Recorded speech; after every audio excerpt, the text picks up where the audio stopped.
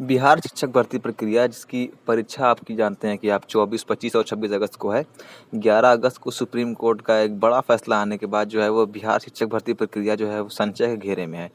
जो बीटीसी यानी कि जो डीएलएड कैंडिडेट्स हैं उनका तो रास्ता साफ है, उनके लिए कोई सोच विचार करने की ज़रूरत नहीं है। लेकिन जो लोग बीएड कैंडिडेट्स हैं, जिन लोगों ने बीएड किया हुआ था और इस उम्मीद पर ये फॉर्म भरा था कि हम प्राथमिक में टीचर हो जाएंगे, अध्यापक बन जाएंगे, उनके लिए यहाँ पर काफ़ी मामला संशय वाला बना हुआ है। क्योंकि बिहार पब्लिक सर्विस कमीशन यानी कि बीपीएससी की ओर से कोई ऑफिशियल जानकारी दे करके इस बात की पुष्टि नहीं की गई है कि जो बीएड वाले कैंडिडेट हैं वो यहाँ पर आकर पेपर दे सकते हैं कि नहीं दे सकते हैं, कि बाद में स्थिति क्या बनेगी।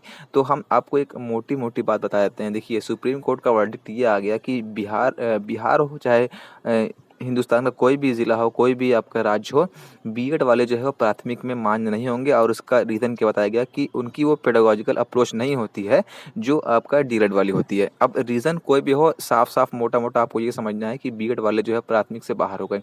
अब मान लीजिए कि यहाँ पर आप परीक्षा देने जाते हैं, बिहार बीएड वाले कैंडिडेट जितने भी लोगों ने बीएड किया हुआ है वो जाते हैं परीक्षा देने 24 और 25 अगस्त को, और उनकी परीक्षा हो जाती है। अब मान लीजिए कि उनका सिलेक्शन भी हो जाता है, मतलब जो भी कट ऑफ निर्धारित की जाती है आयोग के द्वारा, वो उस कट ऑफ को आराम से क्रॉस कर जाते हैं और उनको लगता है कि अब हमारा सिलेक्शन जो हो जाएगा। लेकिन यहाँ पर जो है सिलेक्शन में एक दिक्कत आ जाएगी आपका। हो सकता है कि आपका रिजल्ट ही रोक दिया जाए।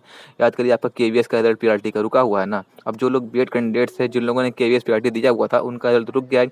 सेम कहानी होने वाली है आपका बिहार में भी, क्योंकि अभी आयोग नोटिस इसलिए कुछ नहीं निकाल रहा है कि एग्ज़ाम तक हो हल्ला ना हो। क्योंकि अगर एग्ज़ाम तक हो हल्ला हो जाएगा तो फिर आपका एग्ज़ाम की डेट को पोस्टपोन करना, फिर उसके बाद फिर, क्योंकि एग्ज़ाम तो लेना ही उनको है, क्योंकि सिर्फ बीएड वाले तो है नहीं है, डीएलएड वाले भी हैं। तो डीएलएड वालों के हित के लिए एग्ज़ाम तो लेना ही उनको है। अभी अगर वो पोस्ट नोटिस कुछ डाल देंगे तो शुरू हो जाएगा हल्ला होना, शुरू धरना प्रदर्शन हो जाएगा।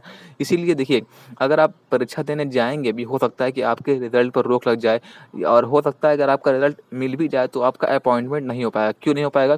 क्योंकि जब बीएड जो है वो 1 से 5 तक बाहर हो गया है, तो जो आपका सीटेट पेपर 1 है, जो कि आपकी एक एलिजिबिलिटी क्राइटेरिया में एक इम्पॉर्टेंट रोल प्ले करता था। जब आपने फॉर्म भरा होगा आप बिहार वाला, तो उसमें लिखा साफ कि आपको सीटेट जो है पेपर 1 क्लियर होना ज़रूरी है।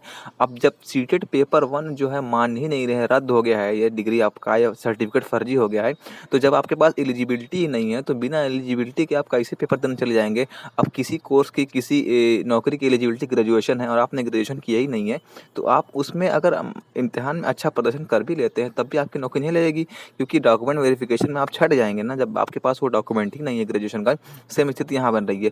जब सीटेट आपका क्वालिफाई है पेपर 1, लेकिन अब सीटेट पेपर 1 बीएड अभ्यर्थियों के लिए कोई मतलब का, कोई काम का रह नहीं गया है, उसकी वैलिडिटी खत्म कर दी गई है।